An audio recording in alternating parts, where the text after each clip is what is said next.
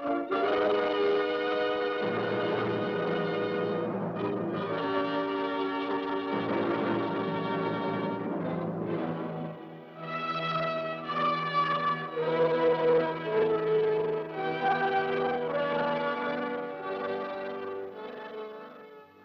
am Rear Admiral Hanlon, and as commander of Joint Task Force 7, I should like to present this brief film report on the highlights of Operation Redwing. I want to point out to those of you who might have a deeper interest, not fulfilled by this report, that there are available more detailed reports, such as Commander Joint Task Force 7, Final Report on Operation Redwing, the Armed Forces Special Weapons Project, technical films, written reports, and short technical films produced by the task force overseas. My Chief of Staff and deputies will assist in this presentation. Redwing, the sixth series of nuclear tests conducted in the Pacific Proving Ground, was nearly 3 times the magnitude of that of any previous one. The purpose of Redwing was twofold: to test 17 experimental weapons and devices, to conduct some 43 weapons effects tests and diagnostic measurements associated with the 17 shots. The cost of Redwing was on the order of $160 million and did not include the cost of nuclear materials or the design and production of the devices. Some $120 million went for the cost of participation by the Army, Navy, Air Force, Joint Task Force 7, Armed Forces Special Weapon Project, and the Atomic Energy Commission. The remainder was experimental expenses, which included approximately $24 million, covering the expendable scientific construction. This is the price paid for testing operations necessary for the advancement of nuclear weapons and conducted in a remote area of the Pacific to provide the ultimate in safety factors. Obviously, an operation of the magnitude of Redwing requires a great deal of support in terms of people, aircraft, ships, and money. A complex but extremely flexible command organization and an elaborate communication network. Organizationally, Redwing carried a typical Joint Task Force staff of about 170 people, divided about equally among the 3 services.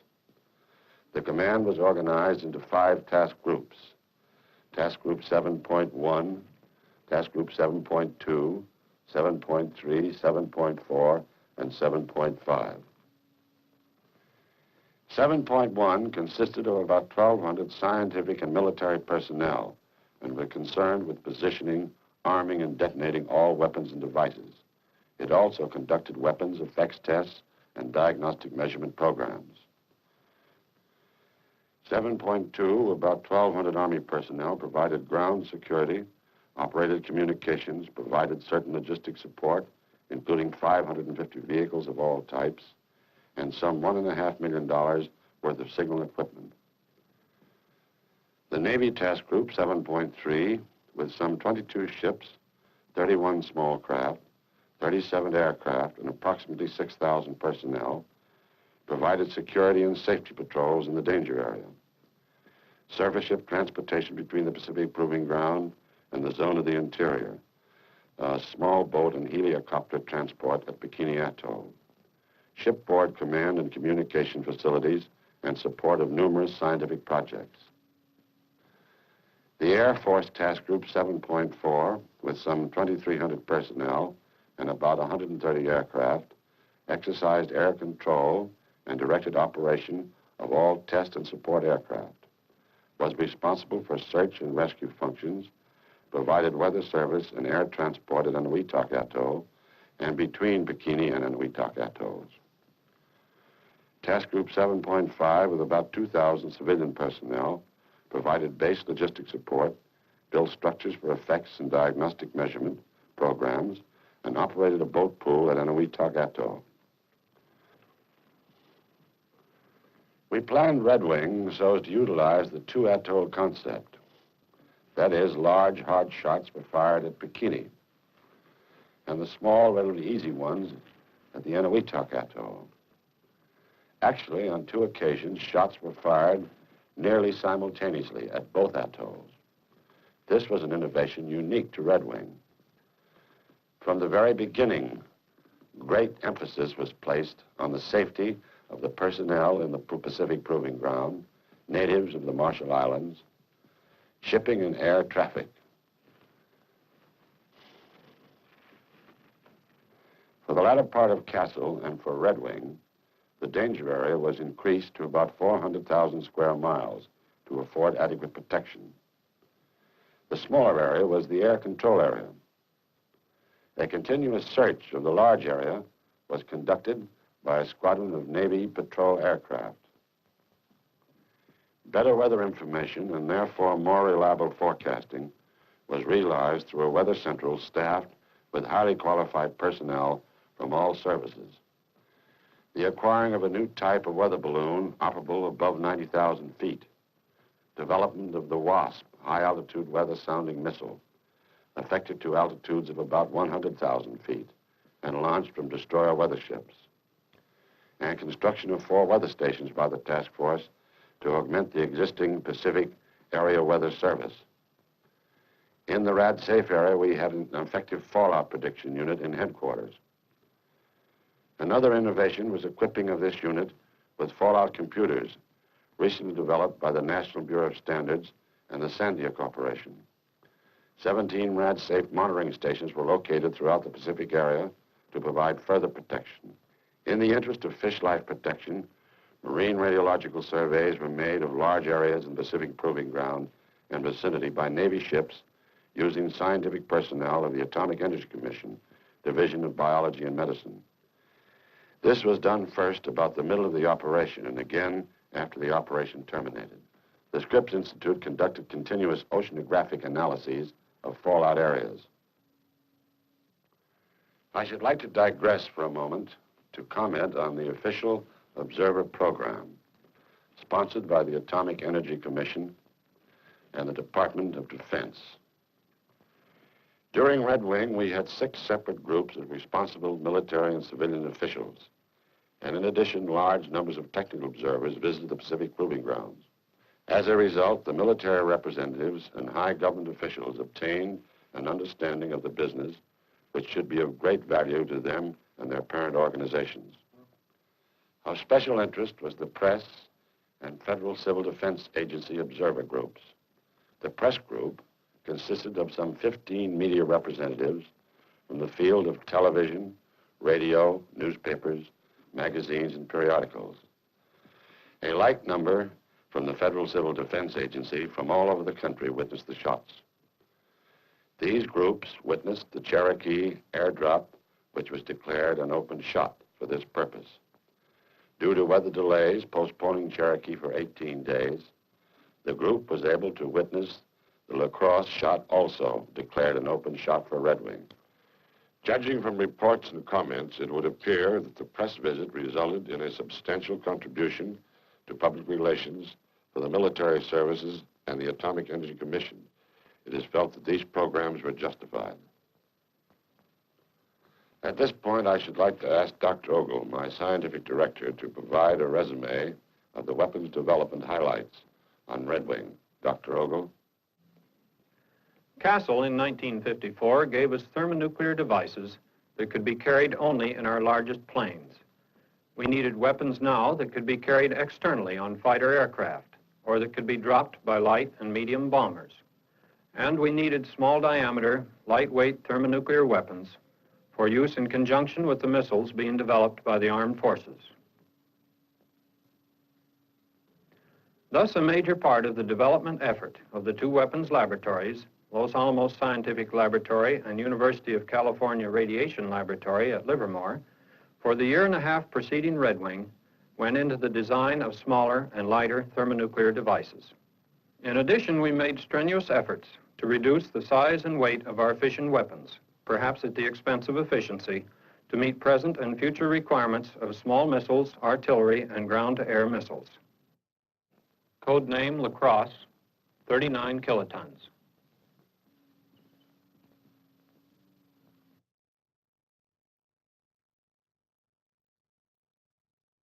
code name Cherokee, 3.8 megatons.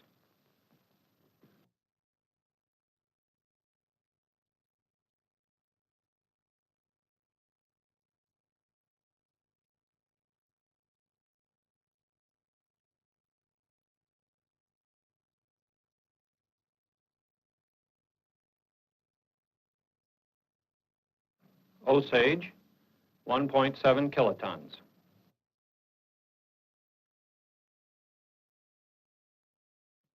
Erie, 15.5 kilotons.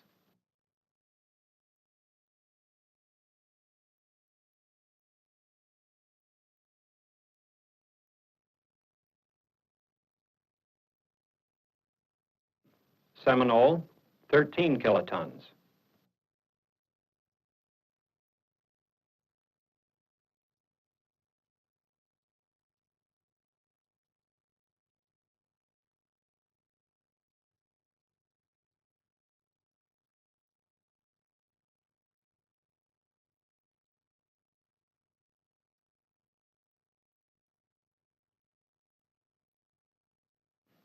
Flathead, 375 kilotons.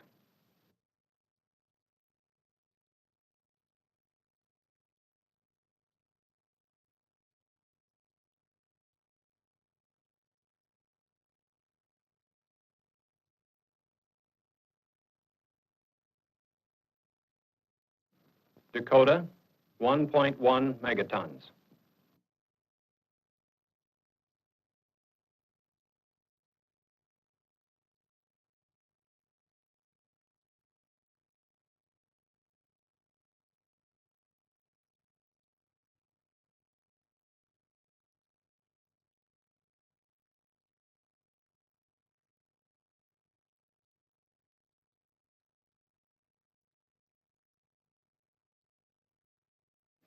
Apache, 1.9 megatons.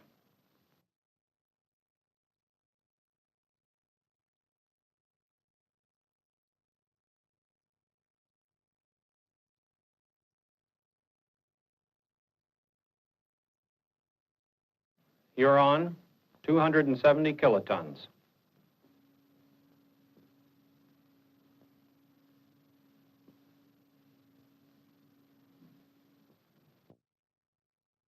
Mohawk, 350 kilotons. The main contribution of activity to fallout from such devices comes from the radioactive fragments produced by that fission. Such fallout may seriously contaminate the region close to a detonation. It may injure or kill people several hundred miles from the point of detonation.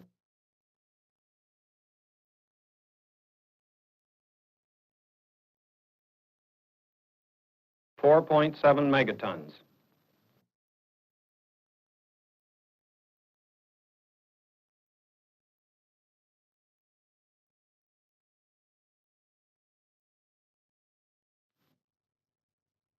Piwa, 5 megatons.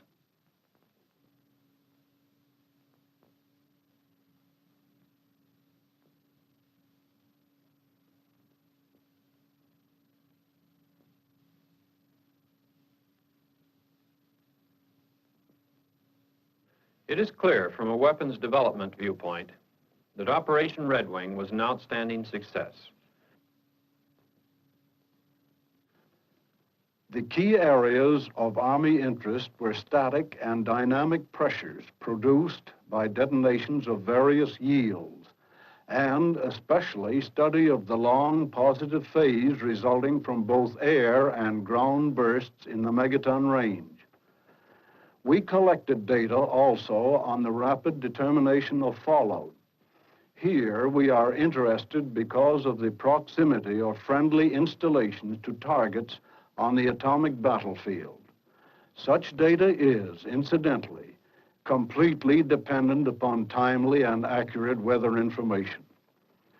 To protect our stockpile of tactical atomic warheads, as well as to impair or destroy the enemies, the Army required knowledge of the vulnerability of nuclear weapons. One other key factor in our support of atomic strikes is definite knowledge of the yield and ground zero of our weapons. Redwing experiments dealing with the detection, location, and analysis of atomic bursts were successful. This will lead to the development of portable, self-contained instruments capable of continuous surveillance of the atomic battlefield. The results of Redwing were of considerable interest and benefit to the Navy. An outstanding feature was the increased yields obtainable from devices of greatly decreased sizes and weights. Such factors will permit diversification of delivery systems in aircraft and ships. Our first-line carrier aircraft, the A3D, or Sky Warrior, was exposed to blast and thermal effects from megaton yield weapons. It was also positioned to simulate a drop aircraft, and these tests indicated that the A3D can deliver megaton weapons with a good escape probability. In the field of atomic defense, progress was also made. All ships of the Navy Task Group were equipped with washdown systems which proved to be most effective. Preliminary data gathered from specially configured remote control ships in the fallout area provided additional information regarding decontamination procedures in general. Data to determine the relative radiation dosages from the air, water, and the ship's weather surfaces was also collected. This knowledge provides additional criteria in the development of ship's shielding. Also, experiments with types of protective coating were conducted on ships and certain test aircraft. Spraying of a paint-like substance on exposed surfaces added a high degree of protection against contamination. The results of these experiments will assist us in the determination of naval operations in heavy fallout areas, as well as provide valuable data for the design of naval vessels of the future. The Navy is also interested in the many aspects of the various weapons effect tests as they pertain to aircraft, which will be discussed by General Griffith. Throughout the operation, the necessity for fast and accurate weather predictions was demonstrated. The Navy will benefit from the development of the WASP, a high-altitude wind-sounding rocket, and by the increase of altitude of weather balloons. These two developments will provide faster and more accurate weather data from altitudes of 60,000 to 100,000 feet. In addition, the regular Navy window shells prove most valuable for soundings up to 34,000 feet. All this will lead to an increased effectiveness of fleet operations in the conduct of atomic warfare. In conclusion, the 6,000 naval personnel gain valuable experience, as they are much better prepared to cope with the many aspects of atomic warfare and will form a nucleus to instruct other naval personnel. The scope of Air Force operations in Redwing precludes a discussion of the results of each program in which we had a vital interest. In view of this, I have selected and shall briefly summarize only two which I consider most pertinent to this presentation: the Aircraft Effects Program and the Early Penetration Project. The Aircraft Effects Program was designed to test the structural responses of operational type aircraft to the blast and thermal loads experienced in the vicinity of nuclear or thermonuclear detonations. The particular Air Force aircraft tested during wing were the B-52, the B-47, the B-66, the B-57, the F-84F, and the F-101. These aircraft were positioned to receive the type loads they would experience during weapon delivery. In general, they were flown directly over ground zero at a time shortly before, at, or after the burst time to receive the desired effects. While the objective of such studies was the collection of scientific data, the safety of air crews was a consideration of primary importance in the conduct of Redwing aircraft tests. Elaborate precautions were taken to ensure that the aircraft would be in the right place at the right time. The preliminary data acquired by the effects aircraft indicate excellent results. In addition to giving us safety parameters for existing aircraft, the data should be of great value in design of future aircraft. The early penetration project was included to investigate the feasibility of aircraft penetrating clouds from high-yield weapons at times shortly after a burst. 5 B-57s and 21 pilots from the Tactical Air Command were assigned for the project. The B-57B was chosen due to its high-altitude capabilities, and the 21 pilots were required to ensure that sufficient data could be accumulated without subjecting any individual to excessive doses of radiation. It was determined that such cloud penetrations would have to be made so early that the conservative operational radiation dosage limit of 3.9 Roentgen would have to be exceeded in individual penetrations. Task Force 7 received approval for a dosage of 50 Roentgens for the 21 pilots. Mission planning, however, assured that no pilot would receive over 25 Roentgens, and in a great many penetrations, no dosages over 10 Roentgens were recorded. During the operation, there were 2 drops by aircraft. This was a free-fall drop of a thermonuclear weapon by a B-52 flying at 40,000 feet. It was set to burst at 5,000 feet, but actually burst at 4,300 feet with a yield of 3.5 megatons. The bomb did not have a good CEP because of personnel error. This caused some loss of data. Most significant, however, is the fact that we satisfactorily proof-tested the delivery capability of a thermonuclear weapon with a B-52. It can be predicted that high-performance operational type aircraft can fly through the cloud from any weapon, the design of which we know, at an altitude of 45,000 feet or less, at any time later than 10 minutes after detonation, and the pilot will probably receive no more than 75 Roentgens total dosage. Thank you, General Griffith. Admiral Sutherland, would you please summarize the operation at this time?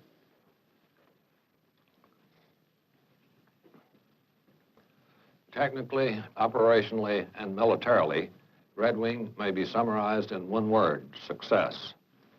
This operation marks a most significant step forward in the research and development of fission and fusion weapons.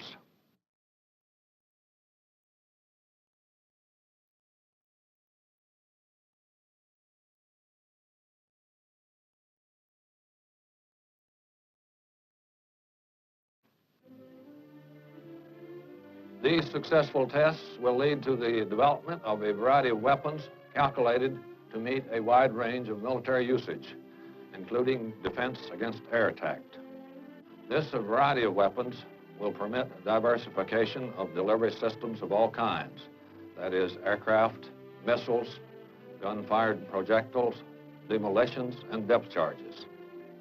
The emphasis on safety of task force personnel, of the Marshallese population, of transient aircraft and shipping paid off 100%. Most important in the safety program was the ability to predict and hence predetermine radioactive fallout. The key to this was greatly improved weather forecasting stemming from increased knowledge of tropical meteorology. In carrying out the Redwing test series to its successful conclusion, one factor, a most gratifying factor, is quite evident.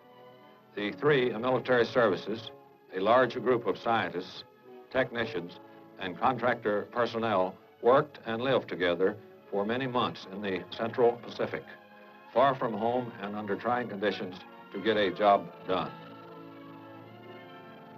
This job was accomplished, and the many benefits are already being put to practical use. This concludes Admiral Hanlon's film report of Operation Redwing.